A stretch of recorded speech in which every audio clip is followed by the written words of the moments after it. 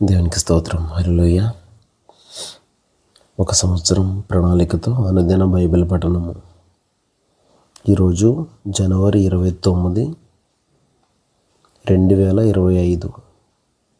ఈరోజు కొరకు సిద్ధపరచబడిన బైబిల్ వాక్య భాగాలు నిర్గమకాండము 19, 20, 21 అధ్యాయాలు మరియు కొత్త నిబంధన మత్తయి సువార్త 20వ అధ్యాయము 1 నుండి 16 వచనాలు. మొదటిగా నిర్గమకాండము 19వ అధ్యాయము.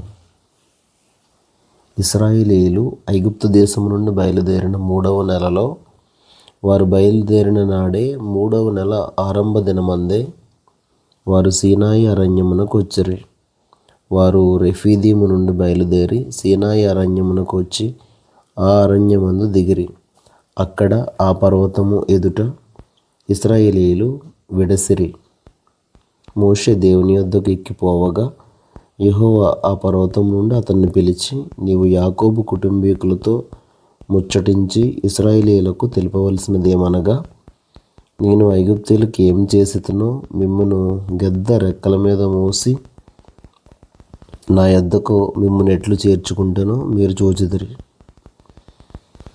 కాగా మీరు నా మాట శ్రద్ధగా విని నా నిబంధనను అనుసరించి నడిచిన ఎడల మీరు సమస్త దేశ జనులలో నాకు స్వకీయ సంపాద్యమగుదురు. సమస్త భూమియు నాదే గదా. మీరు నాకు యాజక రూపకమైన రాజ్యముగాను పరిశుద్ధమైన జనముగాను ఉందరని చెప్పుము. నీవు ఇశ్రాయేలీయులతో పలుకవలసిన మాటలు ఇవే అని చెప్పగా, మోషే వచ్చి ప్రజల పెద్దలను పిలిపించి యెహోవా తనకు ఆజ్ఞాపించిన ఆ మాటలన్నీ వారి ఎదుట తెలియపరచెను. అందుకు ప్రజలందరూ యెహోవా చెప్పినదంతయు చేసేదమని ఏకముగా ఉత్తరమిచ్చారు. అప్పుడు మోషే తిరిగి వెళ్ళి ప్రజల మాటలను యెహోవాకు తెలియజేశాను. యెహోవా మోషేతో, ఇదిగో నేను నీతో మాట్లాడినప్పుడు ప్రజలు విని నిరంతరము నీ యందు నమ్మకముంచున్నట్లు నేను కారు మబ్బులలో నీ యొద్దకు వచ్చేదనని చెప్పాను. మోషే ప్రజల మాటలను యెహోవాతో చెప్పగా, యెహోవా మోషేతో, నీవు ప్రజల యొద్దకు వెళ్ళి నేడును రేపును వారిని పరిశుద్ధపరచుము. వారు తమ బట్టలు ఉదుకుకొని 3వ నాటికి సిద్ధముగా ఉండవలెను. 3వ నాడు యెహోవా ప్రజలందరి కన్నుల ఎదుట సీనాయి పర్వతం మీదకి దిగివచ్చును. నీవు చుట్టూ ప్రజలకు మేరను ఏర్పరిచి, మీరు ఈ పర్వతం ఎక్కవద్దు, దాని అంచును ముట్టవద్దు, భద్రము సుమి. ఈ పర్వతము ముట్టు ప్రతివానికి మరణశిక్ష తప్పక విధింపబడవలెను. ఎవడును చేతితో దాన్ని ముట్టకూడదు. ముట్టినవాడు రాళ్లతో కొట్టబడవలెను లేక పొడవబడవలెను. మనుష్యుడు కానీ మృగము కానీ బ్రతకకూడదు. బూరధ్వని చేయనప్పుడు వారు పర్వతం యొద్దకు రావాలని అనెను. అప్పుడు మోషే పర్వతము మీద నుండి ప్రజల యొద్దకు దిగి వచ్చి ప్రజలను పరిశుద్ధపరచగా వారు తమ బట్టలను ఉదుకుకొనిరి. అప్పుడు అతడు 3వ నాటికి సిద్ధముగా నుండి ఏ పురుషుడు స్త్రీని చేరకూడదని చెప్పాను. 3వ నాడు ఉదయం అయినప్పుడు ఆ పర్వతము మీద ఉరుములు మెరుపులు సాంద్ర మేఘము బోర యొక్క మహాధ్వనియు కలుగగా పాలెంలోని ప్రజలందరూ వణికిరి. దేవునిని ఎదుర్కొంటకు మోషే పాలెంలో నుండి ప్రజలను అవతలకు రప్పింపగా వారు పర్వతం దిగువ నిలిచిరి. యెహోవా అగ్నితో సీనాయి పర్వతం మీదకు దిగి వచ్చినందున అదంతయు ధూమమయమై ఉండెను. దాని ధూమము కొలిమి ధూమము వలె లేచెను. పర్వతమంతయు మిక్కిలి కంపించెను. ఆ బోరధ్వని అంతకంతకు బిగ్గరగా మ్రోగెను. మోషే మాట్లాడుచుండగా దేవుడు కంఠస్వరము చేత అతనికి ఉత్తరం ఇచ్చుచుండెను. యెహోవా సీనాయి పర్వతం మీదికి అనగా ఆ పర్వత శిఖరము మీదకి దిగి వచ్చాను. యెహోవా పర్వత శిఖరం మీదకి రమ్మని మోషేను పిలువగా మోషే ఎక్కిపోయాను. అప్పుడు యెహోవా, ప్రజలు చూచుటకు యెహోవా యొద్దకు హద్దు మీరి వచ్చు వారిలో అనేకులు నశింపకుండునట్లు నీవు దిగిపోయి వారికి ఖండితంగా ఆజ్ఞాపించుము. మరియు యెహోవా వారి మీద పడకుండునట్లు యెహోవా యొద్దకు చేరు యాజకులు తమ్ము తామే పరిశుద్ధపరచుకొనవలనని మోషేతో చెప్పగా, మోషే యెహోవాతో, ప్రజలు సీనాయి పర్వతం ఎక్కలేరు. నీవు పర్వతమునకు మేరలను ఏర్పరిచి దాన్ని పరిశుద్ధపరచవలనని మాకు ఖండితంగా ఆజ్ఞాపించితివి అనెను. అందుకు యెహోవా, నీవు దిగి వెళ్ళుము, నీవును నీతో అహరోనును ఎక్కిరావలెను. అయితే యెహోవా వారి మీద పడకుండానట్లు యాజకులను ప్రజలను ఆయన యొద్దకు వచ్చుటకు మేరను మీరకూడదు, ఆయన వారి మీద పడునేమో అని అతనితో చెప్పగా మోషే ప్రజల యొద్దకు వెళ్ళి ఆ మాట వారితో చెప్పాను. నిర్గమకాండము 20వ అధ్యాయము. దేవుడు ఈ ఆజ్ఞలన్నీ వివరించి చెప్పాను. నీ దేవుడైన యెహోవాను నేనే దాసుల గృహమైన ఐగుప్తు దేశంలో నుండి నిన్ను వెలుపలికి రప్పించి తిని, నేను తప్ప వేరొక దేవుడు నీకు ఉండకూడదు. పైన ఆకాశం అందే గాని క్రింది భూమి అందే గాని భూమి క్రింద నీళ్ళ అందే గాని యుండు దేని రూపమునైనను విగ్రహమునైనను నీవు చేసుకొనకూడదు. వాటికి సాగిలపడకూడదు, వాటిని పూజింపకూడదు. ఎలయనగా నీ దేవుడైన యెహోవా నగు నేను రోషము గల దేవుడను. నన్ను ద్వేషించే వారి విషయంలో 3-4 తరముల వరకు తండ్రుల దోషమును కుమారుల మీదకి రప్పించుచు, నన్ను ప్రేమించి నా ఆజ్ఞలను గైకొని వారిని 1000 తరముల వరకు కరుణించేవాడనై ఉన్నాను. నీ దేవుడైన యెహోవా నామమును వ్యర్థముగా నుచ్చరింపకూడదు. యెహోవా తన నామమును వ్యర్థముగా నుచ్చరింపు వారిని నిర్దోషిగా ఎంచాడు. విశ్రాంతి దినమును పరిశుద్ధముగా ఆచరించుటకు జ్ఞాపకముంచుకొనుము. 6 దినములు నీవు కష్టపడి నీ పని అంతయు చేయవలెను. 7వ దినము నీ దేవుడైన యెహోవాకు విశ్రాంతి దినము. దానిలో నీవైనను, నీ కుమారుడైనను, నీ కుమార్తె అయినను, నీ దాసుడైనను, నీ దాసి అయినను, నీ పశువైనను, నీ ఇండ్లలో ఉన్న పరదేశి అయినను ఏ పనియు చేయకూడదు. 6 దినముల్లో యెహోవా ఆకాశమును, భూమిని, సముద్రమును, వాటిలోని సమస్తమును సృజించి 7వ దినమును విశ్రమించాను. అందుచేత యెహోవా విశ్రాంతి దినమును ఆశీర్వదించి దాన్ని పరిశుద్ధపరచను. నీ దేవుడైన యెహోవా నీకు అనుగ్రహించు దేశములో నీవు దీర్ఘాయుష్మంతుడు వగనట్లు నీ తండ్రిని నీ తల్లిని సన్మానించుము.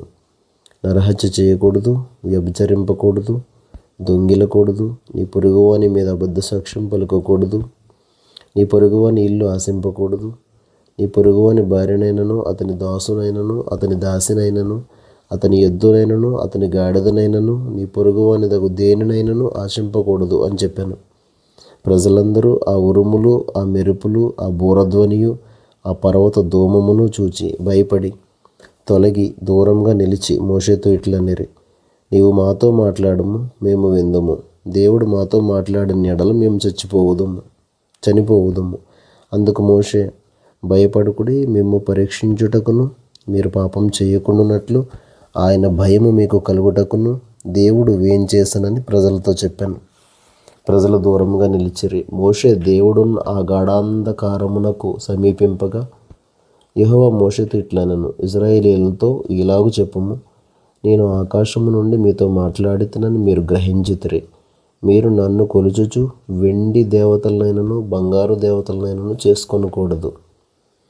మంటి బలిపీఠమును నా కొరకు చేసి దాని మీద నీ దహన బలులను, సమాధాన బలులను, నీ గొర్రెలను, నీ ఎద్దులను అర్పింపవలెను. నేను నా నామమును జ్ఞాపకార్థంగా నుంచి ప్రతి స్థలములోనూ నీ యొద్దకు వచ్చి నిన్ను ఆశీర్వదించదను. నీవు నాకు రాళ్లతో బలిపీఠమును చేయునప్పుడు మలిచిన రాళ్లతో దాన్ని కట్టకూడదు. దానికి నీ పనిముట్టు తగలనిచ్చిన ఎడల అది అపవిత్రమగును. మరియు నా బలిపీఠం మీద నీ దిగంబరత్వం కనబడకయుండునట్లు మెట్ల మీదుగా దానిని ఎక్కకూడదు. నిర్గమకాండము 21వ అధ్యాయం.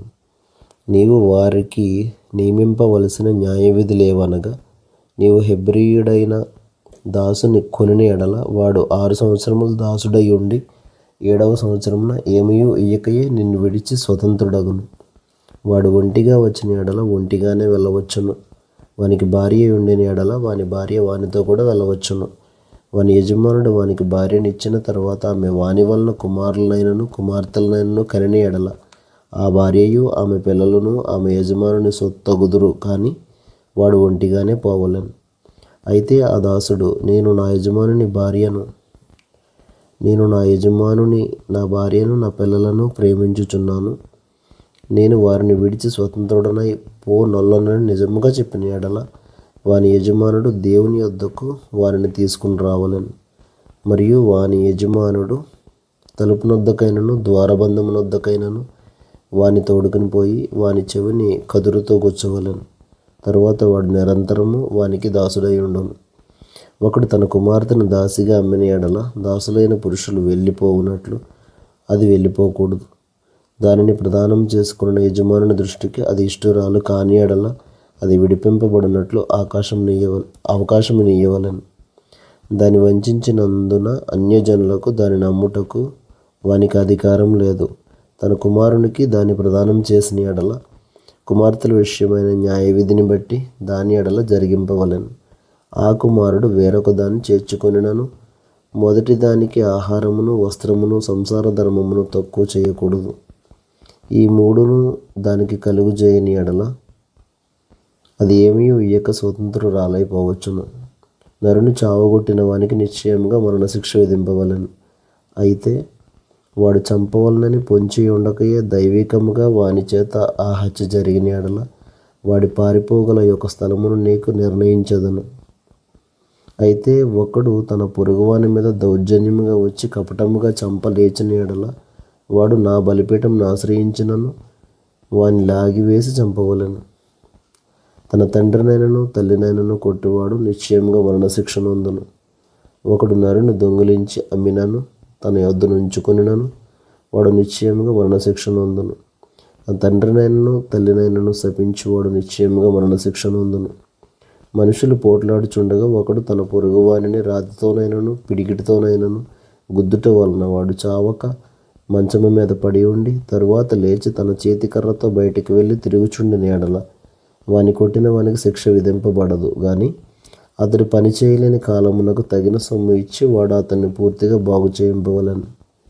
ఒకడు తన దాసుడైనను తన దాసి అయినను చచ్చునట్లు కర్రతో కొట్టిన ఎడల అతడు నిశ్చయముగా ప్రతిదండన నొందును. అయితే వాడు 1-2 దినములు బ్రతికిన ఎడల ఆ ప్రతిదండన అతడు పొందడు. వాడు అతని సొమ్మే గదా.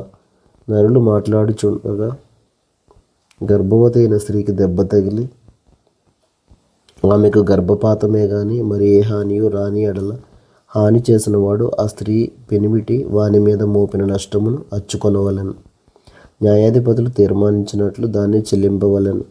హాని కలిగిన ఎడల నీవు ప్రాణమునకు ప్రాణము, కంటికి కన్ను, పంటికి పళ్ళు, చేతికి చెయ్యి, కాలికి కాలు, వాతకు వాత, గాయమునకు గాయము, దెబ్బకు దెబ్బయు నియమింపవలెను.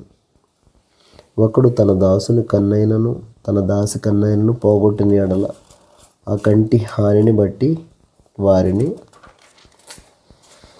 స్వతంత్రునిగా పోనీయవలెను. వాడు తన దాసుని పల్లైనను తన దాసి పల్లైనను ఊడగొట్టిన ఎడల ఆ పంటి నిమిత్తము వారిని స్వతంత్రులుగా పోనీయవలెను.